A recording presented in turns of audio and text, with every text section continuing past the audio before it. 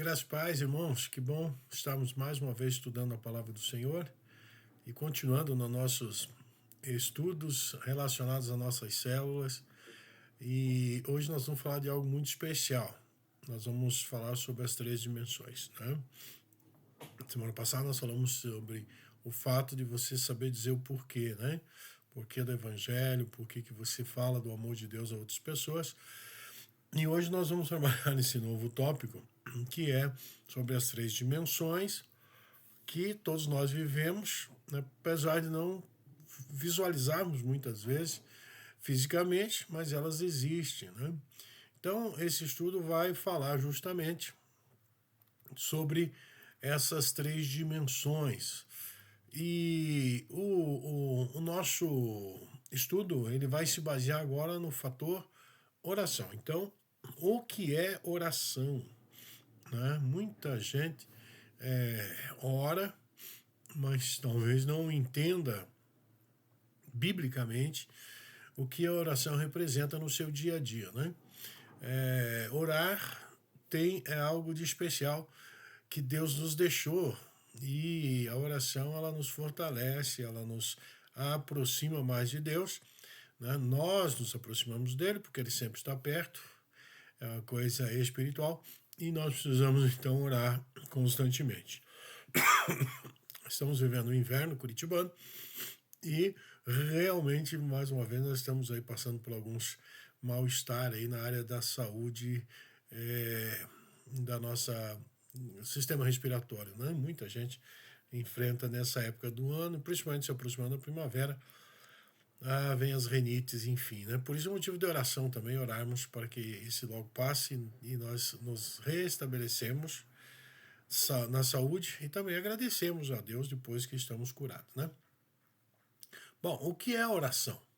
Então, orar é conversar com Deus. A oração é a comunicação direta e pessoal entre o ser humano e o seu Criador.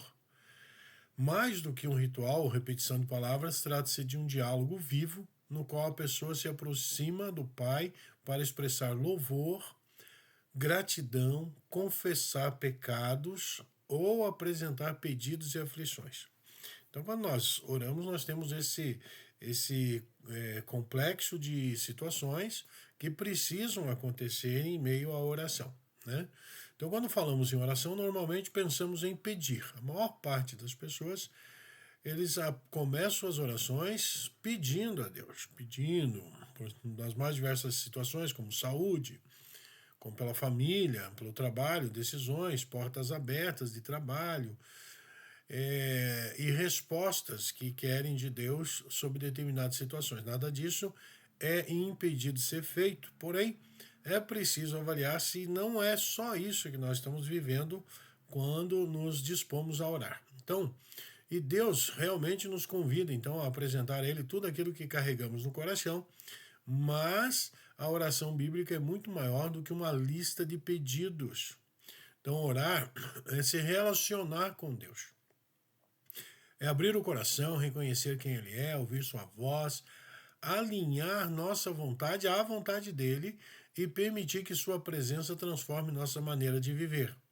Então Jesus tratava a oração como parte essencial de sua própria vida. Olha o que diz lá Lucas capítulo 5, versículo 16. Jesus retirava-se para lugares solitários e orava. Então, nós já temos aqui uma orientação sobre a nossa conduta de oração.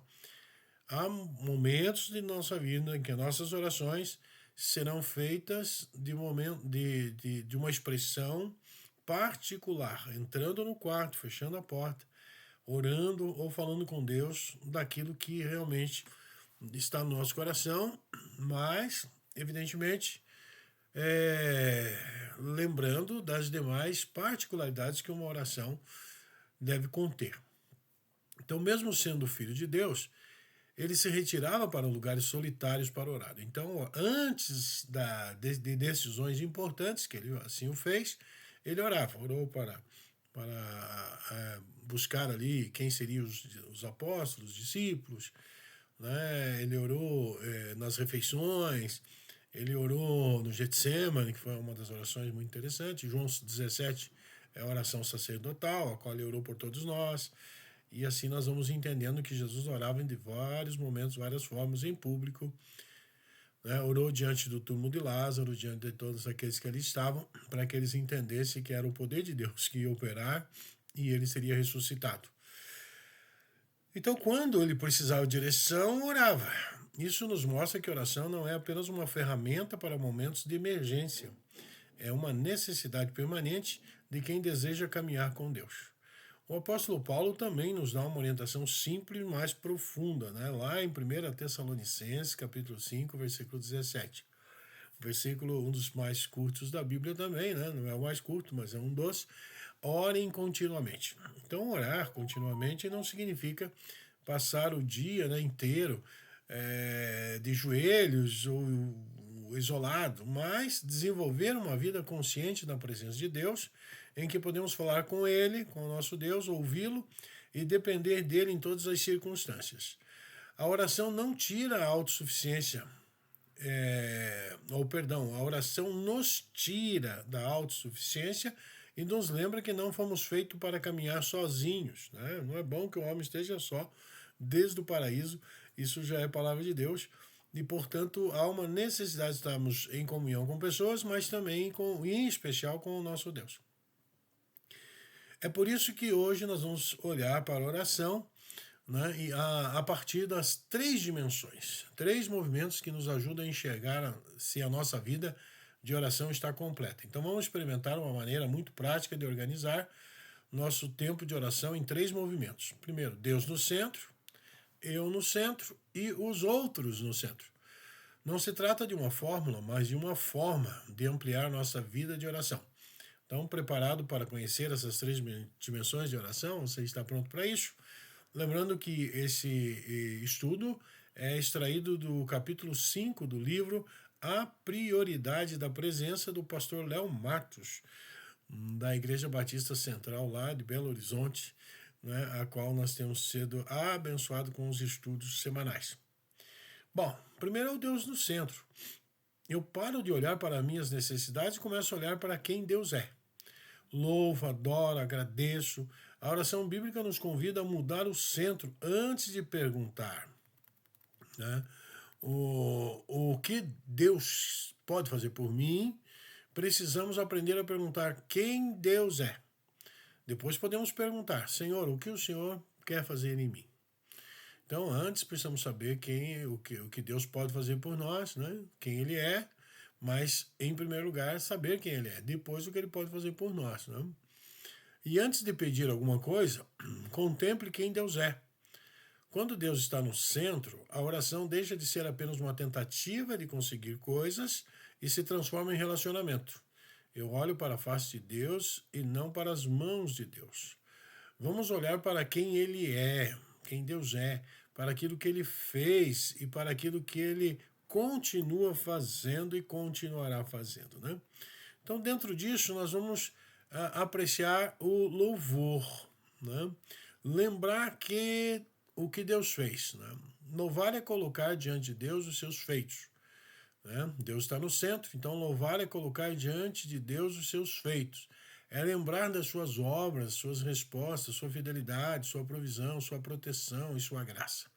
O louvor muda a nossa perspectiva porque nos faz lembrar que nossa história não começou no problema que estamos enfrentando hoje.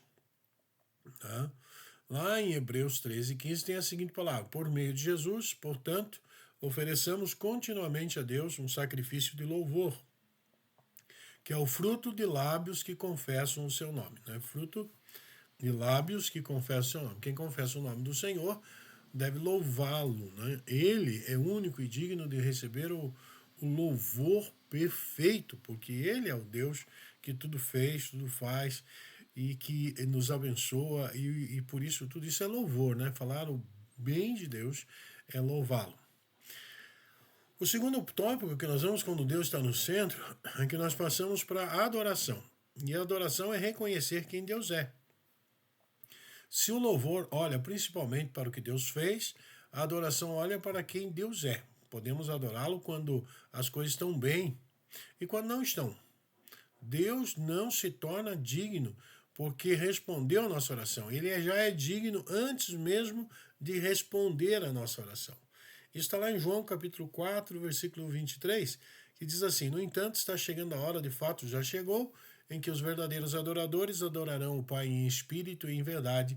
São esses adoradores a quem o Pai procura. Né? Então, adorar a Deus, né, é olhar para quem Deus é dizer o que Ele é, né?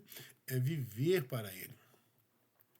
O terceiro tópico dentro desse centro que é o nosso Deus é reconhecer que o recebemos. Com gratidão nós fazemos isso. A gratidão nos impede de enxergar a vida apenas pelo que ainda falta. Quando agradecemos, percebemos quantas coisas já recebemos que não poderiam ser produzidas apenas pelo nosso esforço.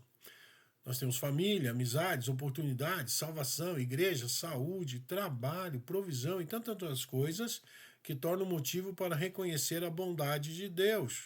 Por isso o Salmo 100, versículo 4, vai dizer assim: entrai pelas portas com ações de graça, com gratidão, em seus átrios com louvor. Deem-lhe graças e bendigam o seu nome. Então, essa é a gratidão que nós temos diante de Deus por tudo que nós vivemos. Nós amanhecemos já gratos pelo que Ele nos concede, o que Ele nos dá, por tudo que temos. Né? Por mais que sabemos que somos uma estrutura física fragilizada, né? Suscetível a muitas dificuldades, porém Deus tem nos abençoado, tem nos guardado e tem feito maravilha. Agora, o segundo momento nós vemos nessa dimensão é eu no centro. Depois de olhar para Deus, então permita que Deus olhe para você. Quando Deus ocupa o centro da nossa oração, inevitavelmente começamos a enxergar a nossa própria vida de maneira diferente. A presença de Deus revela aquilo que precisa ser tratado, corrigido, entregue e transformado. É aqui que entram 4 movimentos importantes, que é confissão, consagração, entrega e petição. Vamos na confissão, chamar o pecado pelo nome. Então, confessar não é simplesmente dizer: Senhor, perdoa os meus pecados. Tem gente que diz assim: perdoa a multidão dos meus pecados. Que é isso? Nós devemos ser aqueles que devem ter menos pecados possíveis e de preferência nenhum. Mas como é impossível, somos pecadores, somos falhos, uma hora ou outra faremos pecados. Né? O próprio escritor, o próprio Tiago, né, escreve na sua carta que aquele que sabe fazer o bem e não faz, comete pecado. Então, às vezes nós fazemos pecado até por não fazer algo que poderíamos ter feito.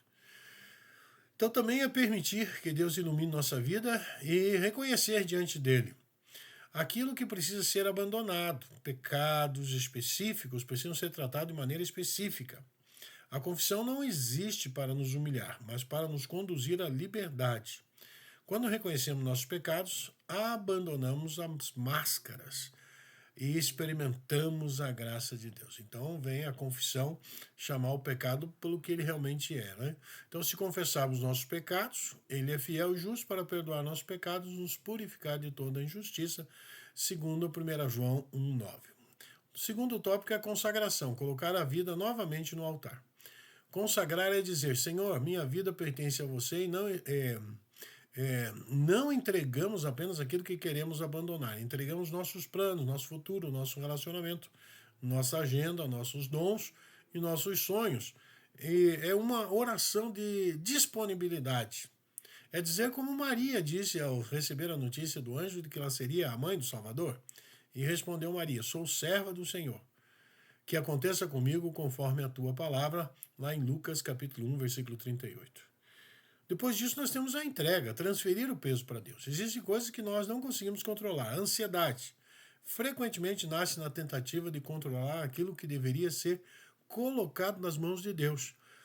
Entrega ou entregar não significa desistir ou ser negligente. Significa fazer a nossa parte e confiar no que Deus está além do nosso controle. Né? Confiar aquilo a Deus que está além do nosso controle. Depois nós entramos depois da entrega, a petição, apresentar necessidades específicas. Deus também quer ouvir nossos pedidos. Podemos apresentar a Ele o que precisamos com liberdade e confiança. A diferença é que agora nossos pedidos não são o centro da oração. Eles fazem parte do relacionamento com o Pai. Jesus nos ensinou a pedir. Paulo também nos orientou a apresentar nossas necessidades a Deus. E qual é o versículo? Filipenses 4:6. Não andem ansiosos por coisa alguma, mas em tudo, pela oração e súplica e ação de graças, apresente seus pedidos a Deus, escreveu ele em Filipenses 4, versículo 6, né? Agora tem os outros no centro, né? Nós somos um tripé entre Deus, nós e outros, né? Essa deve ser a nossa percepção. A oração termina em compaixão. Uma vida de oração não pode terminar em nós mesmos, né? Egocentrismo, né? Mas precisa lembrar de outros. Quem encontra Deus começa a perceber as pessoas ao seu redor. A oração produz compaixão, transforma a nossa percepção. Pessoas deixam de ser apenas nomes, problemas ou situações difíceis e passam a ser pessoas pelas quais Deus nos chama a interceder. Interceder é entrar espiritualmente na situação de outra pessoa e apresentá-la diante de Deus. É dizer, Senhor, talvez eu não consiga resolver isso, mas posso colocar essa pessoa diante de Ti. Qual é o versículo que nós temos sobre isso? 1 Timóteo 2,1, onde Paulo escreve a Timóteo dizendo: antes de tudo, recomendo que se façam súplicas, orações, intercessões e ações de graça por todos os homens, todas as pessoas, né? Todos os humanos aqui, quando se fala de homens. Então a intercessão também nos coloca em uma posição de compaixão. Moisés fez isso pelo povo, Paulo orava constantemente pelas igrejas, Jesus intercedeu pelos seus discípulos. Quando oramos por alguém, começamos a carregar aquela pessoa no coração. Bom, nós temos sempre solicitado que você ore por alguém e convide alguém, né, para participar das nossas células, né? Você já se perguntou, né, por que evangelizar uma pessoa? Por que levá-la a conhecer a Cristo? Você percebe que pregar as boas novas é o maior ato de amor e compaixão? Tudo que você fizer por uma pessoa nessa terra vai gerar um efeito passageiro. Um alimento, um dinheiro, o que seja. A única coisa capaz de mudar a eternidade das pessoas é o que você ama, é o perdão de Cristo. A pessoa que você ama, se você levá-la a Cristo, você fez algo eterno. Por isso, antes de abrir a boca para falar de Jesus, precisamos abrir o coração para amar aquela pessoa, né? Faça uma lista, então, de pessoas ou de seus contatos, né, que Deus pode colocar sob sua responsabilidade espiritual, né? Deus, quem eu preciso abençoar com a palavra do Senhor, né? Bom, para concluirmos esse estudo, uma vida de oração saudável começa em Deus, passa por nós e termina alcançando outros. Nós louvamos a Deus, né? Louvamos porque Deus é digno, adoramos porque Ele é Deus e agradecemos porque reconhecemos Sua bondade. Depois, confessamos, consagramos, entregamos e pedimos. E então levantamos os olhos novamente e percebemos que existem pessoas ao nosso redor que precisam de Deus. E muitas pessoas precisam de Deus, né? Lembre-se, né, que você deve convidar alguém, você deve buscar mais alguém. E fazendo isso, você está expressando o amor de Deus. Existe alguém que Deus colocou perto de você que talvez esteja esperando justamente que você dê o primeiro passo? Jesus procurava pessoas. O Espírito Santo nos dá poder para testemunhar e nós somos enviados para continuar sua missão. E aí, então, nós temos Lucas 19:10. Pois o Filho do Homem veio buscar e salvar o que estava perdido, e esse era nós, antes de aceitar Jesus como Senhor e Salvador. Lembre lá que em João 1,12 diz que só quem crê em Senhor Jesus se torna filho de Deus. Antes de nos tornarmos filhos de Deus, somos apenas criaturas condenadas à perdição eterna pelo pecado. Mas uma vez aceitando Jesus como Senhor e Salvador, passamos a ser filhos de Deus e agora nós temos uma nova percepção e uma nova aproximação de Deus como filhos, né? Eu tenho certeza, se você tem filhos, você os trata de uma maneira muito especial, por mais que não queira o mal e deseje algo de ruim para outros, mas o teu filho está em eminência, né, em proeminência diante de qualquer situação. Portanto, dessa forma Deus também age conosco como seus filhos. Ele nos ama e nos ampara e cuida de nós, né? Então, Deus tem algo especial para você diante dessas três dimensões. Lembre-se, é Deus, você e os outros, e a oração, ela passa pelo processo de você estar adorando, de você estar louvando a Deus, de você estar reconhecendo seus pecados, de você estar pedindo a orientação de Deus, pedindo muitas vezes por algo específico, e tudo isso leva a você a estar vivendo uma vida de oração. Eu quero desejar a você que Deus abençoe. A minha oração sempre foi para que Deus abençoe aqueles que nos ouvem, aqueles que estão buscando mais e mais de Deus, porque é algo espiritual, não é algo físico, não é algo natural. É preciso um empenho da nossa parte e também da parte daqueles que buscam a Deus, né? Buscar o Senhor em primeiro lugar e a sua justiça, o seu reino, a sua justiça e as demais coisas vos serão acrescentadas, né? Então, que Deus abençoe você, uma ótima continuidade de semana, na bênção e na graça do Senhor. Vamos orar pelo encerramento e continuemos firmes, convidando pessoas para estar presente e observando a palavra de Deus pessoalmente. Faça uma oração e diga: Deus, te louvo, te agradeço, né? Eu te adoro pelo que o Senhor faz e agradeço por tudo que tem feito, mas eu quero conhecer mais do Senhor. Se apresenta a mim, usa o Espírito Santo de forma aberta na minha vida para abrir o meu entendimento e me convencer do pecado, da justiça e do juízo que existe e que nós precisamos estar atentos. Pai amado, nós te agradecemos por esse estudo, pedimos a tua bênção, a tua paz, agradecemos pela vida de todos que participam, agradecemos pela vida do irmão pastor Léo Matos, que produziu esse estudo, que o Senhor continue guardando sua vida também, abençoando as nossas e de tantas outras pessoas que têm tido conhecimento da palavra do Senhor. Abençoa, Pai, que nós possamos ser verdadeiramente pessoas que conversam com o Senhor, que têm um diálogo diário e que a cada e qualquer momento, em toda situação, ora para louvar e adorar o Senhor, para se colocar diante do Senhor em busca de renúncia de pecados e para orar por outros que ainda não foram alcançados. Que o Senhor nos abençoe e guarde a minha oração em nome de Jesus. Amém.